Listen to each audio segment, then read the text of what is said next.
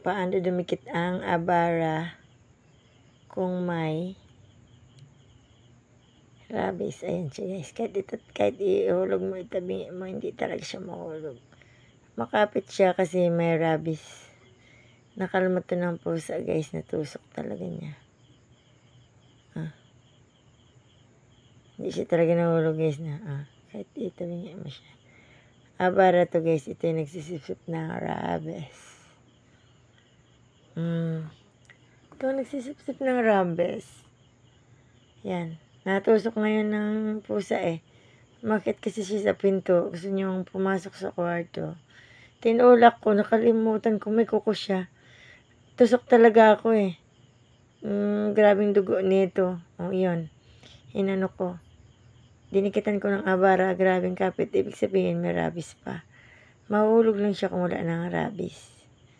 Kaya kahit di ako magpa-inject, hindi ako kinakabahan. Kasi meron akong abara. Lagi lang ako may abara sa bag. Kasi may mga aso at pusa ako eh. So yun, di ba hindi siya nahulog guys na. Nahulog na. Wala sigurong rabies. Sana yun. Ito yung abara. Marami pa akong abara eh. Sana yun. Lagi talaga akong handa guys. Abara to guys.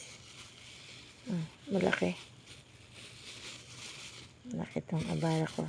Dami siyang argay. Abara. Dami to. Lagi akong handa guys. Mula pagdating ko dito ng Negros, bumili na talaga ako ng abara. Malaki to siyang, isang malaki. Niwa ko lang siyang maliit. Yan. Sunga ito ng usa guys eh. Yan. Niwa kong maliit kasi kagaya ngayon, ang kinagatan ng pusa ko. Sana ba yan? Yan ang mapula na yan, kinagat dyan. Ay, hindi yan kinagat, tinusok. Natusok ng kanyang kuko. Yan, malalim yan. Tapos sobrang hindi makadikit siguro yung abara. Ginupitan ko para makabukas yung sugat.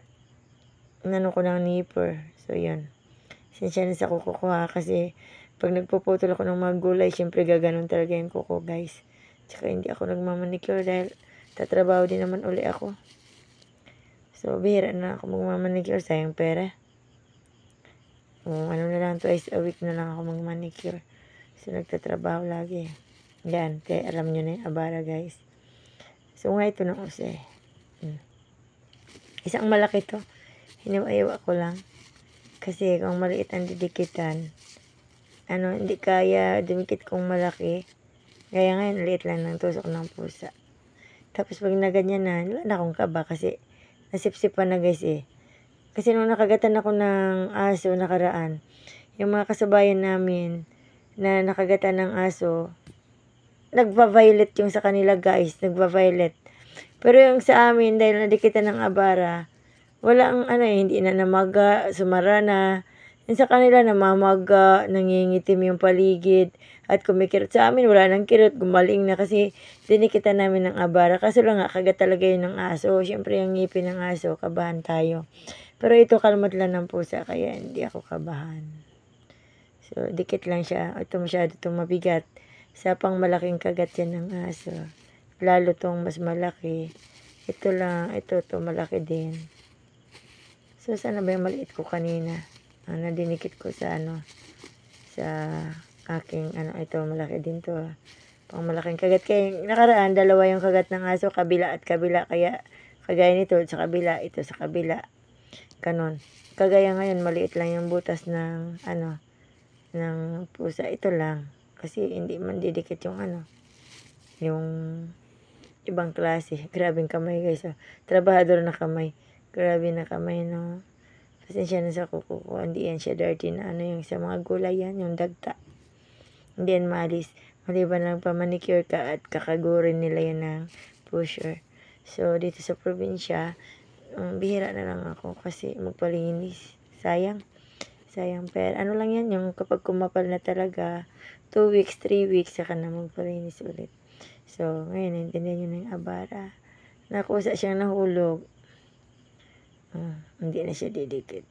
Tapos na. nasipsipan na kanina pa kasi ito guys eh. Ngayon ko lang naisip mag-video. So, thank you for watching.